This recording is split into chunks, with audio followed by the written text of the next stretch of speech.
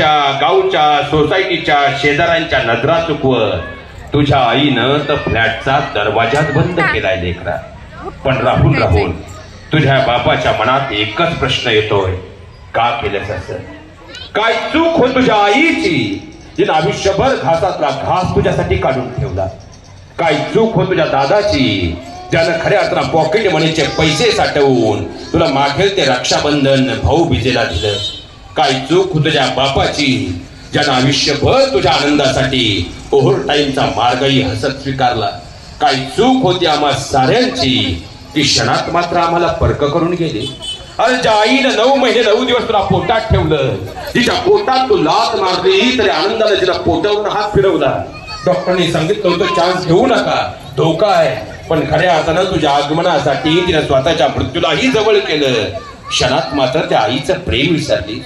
अरे ज्या दादानं आयुष्यभर तुझ्यावर सुरक्षेचं छत्र ठेवलं, क्षणात त्या दादाचं प्रेम विसरले.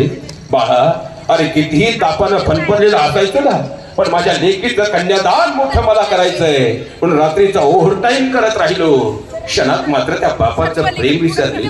बाळा, तुला आठवत नसेल रे, आणि आठवेलही कसं म्हणा. तुझ्या आईच्या तू गर्भात होती, रात्री 10:30ची वेळ होती आणि तुझ्या आईचं पोट दुखू लागलं. तिला घेऊन दवाखान्यापर्यंत गेलो. 1 तास निघून गेला आणि डॉक्टरांनी सांगितलं बाळाचे पाय फिरले, पाणी कमी होतंय, सिजर करावं लागेल. बाळा, आजपर्यंत भले या बापानं एवढ्या मोडल्या, भले या बापानं मित्रांकडे उचलवारी केली, पण तुझा प्रत्येक हट्ट पूर्ण केला. पण बाळा, आज वास्तवात त्या बापाची गरिबी मात्र ऐकून जा. त्यावेळेस तुझ्या बापाच्या खिशात अवघे 10,000 रुपये होते रे. रात्रीच्या 3 वाजता मित्रांचे उंबरठे झिजवले, पण अनेक ठिकाणावरून एक एक थोडे थोडे करून पैसा जमा केला. बाळा, तू जन्माला आली ना, माझे सगळे मित्र मला सांगत होते तुझ्या घरी लेक आली, आणि लेक म्हणजे धनाची पेटी. पण माझ्या सगळ्या मित्रांना मी निक्षून सांगत राहिलो, माझ्या घरी माझी लेक आली, पण माझ्या घरी माझी लेक नाही, साक्षात माझ्या घरात माझी लक्ष्मी आली. म्हणून तर बाळा, तुला घराच्या उंबऱ्याच्या आत घेताना कुंकवाच्या पावलांनी तुला घरात घेतलं, कारण तू फक्त माझी लेक नव्हती, तर माझ्या घरची लक्ष्मी होतीस.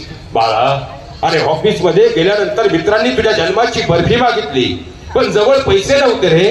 मित्रांकडेच उसने पैसे घेतले, पण सगळ्या सोसायटीला मित्रांना बर्फी दिली, कारण तू जन्माला आली होती. पण बाळा, काल दुपारपासून तेच बर्फी खाली लोक काल दुपारपासून माझ्या तोंडात शेण घालतायत. बाळा, का केलंस असं? काय चूक होती आम्हा साऱ्यांची,